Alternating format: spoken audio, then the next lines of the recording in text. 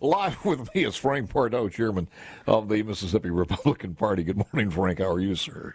Good morning, Paul. Thank you for having me. Certainly, the ratings were down to almost historic lows for that, and I think and some of that is probably because Trump also had his another rally about the same time, but.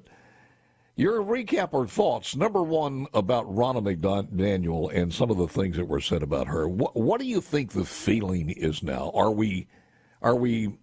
Is the GOP ready to make a move on that one, put enough pressure on her, or do you think that she's ensconced and will be there through the term? I think she's going to be there through the term. Look, we dealt with her closely in this race in Mississippi. The RNC delivered everything that we asked them to deliver. Resources are very difficult at the RNC right now, and you expect that in election year when you have so many presidentials running and they're out fundraising as well. So the financial resources that they provided weren't what the DNC provided in Mississippi, but there's a difference right now in the donors for the Democrat Party. They can turn on the spigot pretty quick, and Mississippi proved that. But as far as data and having voter integrity resources and attorneys in Mississippi on election day, they delivered every bit of that. And so we've never asked her. None of our candidates have ever asked for her to provide them messaging. Our candidates provided their own messaging, and I think that's what she's getting attacked on right now is the messaging coming out of the RNC. But at the end of the day, that falls on the candidates.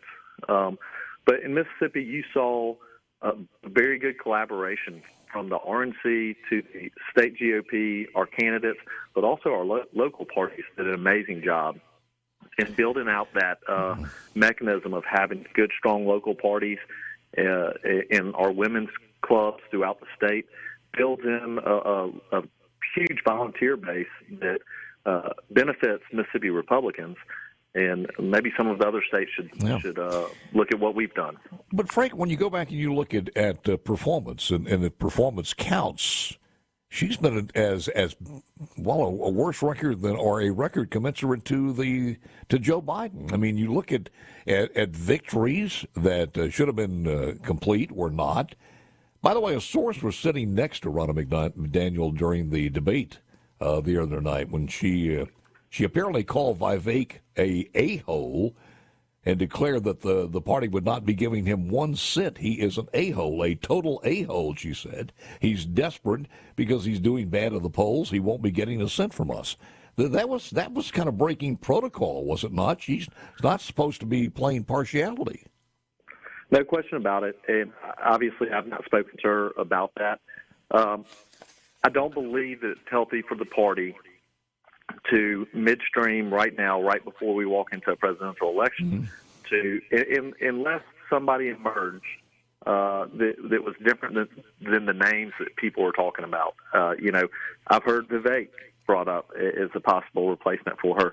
The reality is we need a chair that is going to raise funds, that is going to build out a mechanism to allow Republicans to win, that doesn't want to be bigger than the party.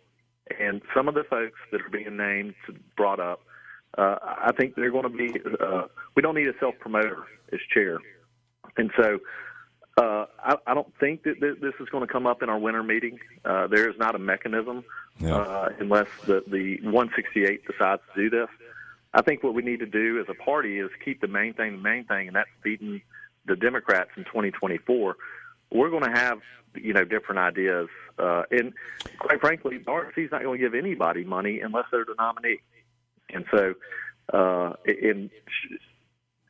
if Vivek were the nominee, I can promise you the RNC is going to support him wholeheartedly, regardless of our change. You said you don't need anybody who's a self-promoter. I'll agree with part of that, self-promoter. I don't know about him. I'm not talking about any particular candidate, but you do need someone who's a promoter, and I think he's more of a promoter than she is, number one.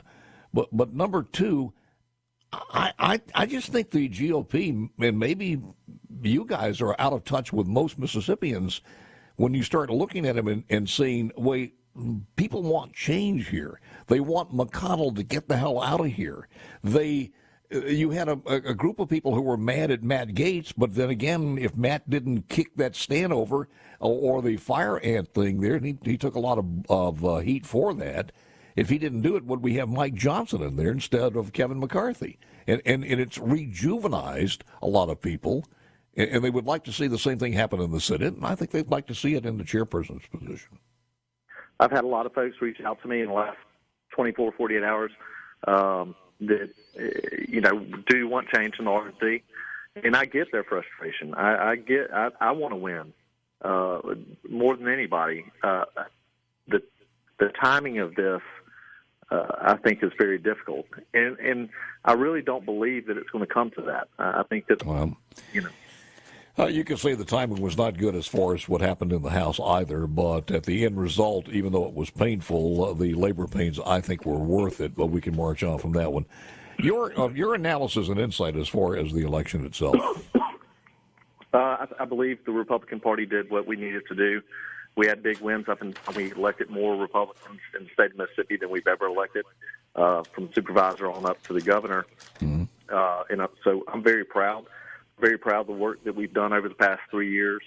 We've made big gains in West Mississippi and gains in Northeast Mississippi, as well as, we picked up the sheriff in Lane County, and we did well in Attala County and Scott County. And so we saw gains where 4 years ago it was all Democrats, and now you're seeing a lot of these counties move to the Republican Party. And that's very healthy for our party to have a strong down ticket, obviously. We always expect our governor to carry everybody on his coattails, and we want that to happen, but we also want a good bottom ticket to help turn out. And somebody asked me what I thought the key was, and it just basically says, and I know I reflected it here on the program, just remind people that he is a Democrat, and a Democrat is a Democrat. What was the old saying that we heard the other day is if somebody tells you a Democrat, believe them. And you can't separate yourself and your political ideology from that, no matter what you say. And I think that mattered to the people when you start looking at some of the promises versus some of the production from the Republican side and the progress that we have made. How do you view his hint after the election that the door is still open for another run?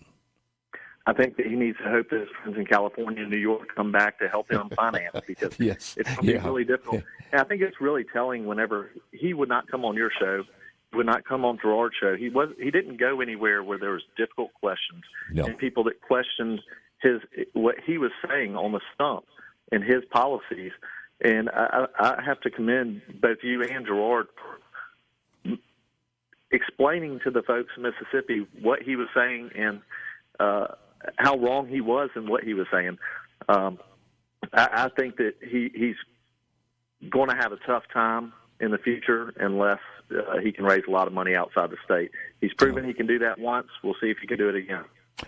Yeah, I'd love to see, if he's doing mea culpas, I'd love to see him come on the program and say, well, folks, I do apologize for you. I know that Tate Reeves was not governor at the time, and he wasn't responsible for that fraud, but it was a good line, and they made me do it at the national office or something. But a lie before the election is a lie after the election, and that was just one of a lot, and I think it sticks in the minds of a lot of people.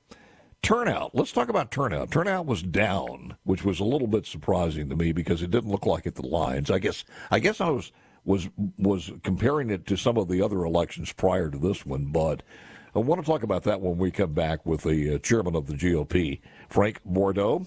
Brian Lamar joins us at 8:05. Brian found his love for writing tender age of 8 years old when he was in the second grade, and the teacher challenged the students to interview and write stories about a veteran for Veterans Day, which happens tomorrow in our salute to the men and women who've worn the uniform.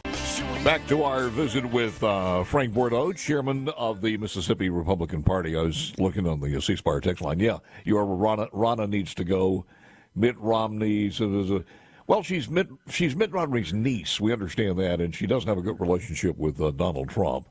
I remember back when she was appointed, Trump asked her to stop using her middle name, as Romney McDaniel. So there's no love there lost, and that's another story. So.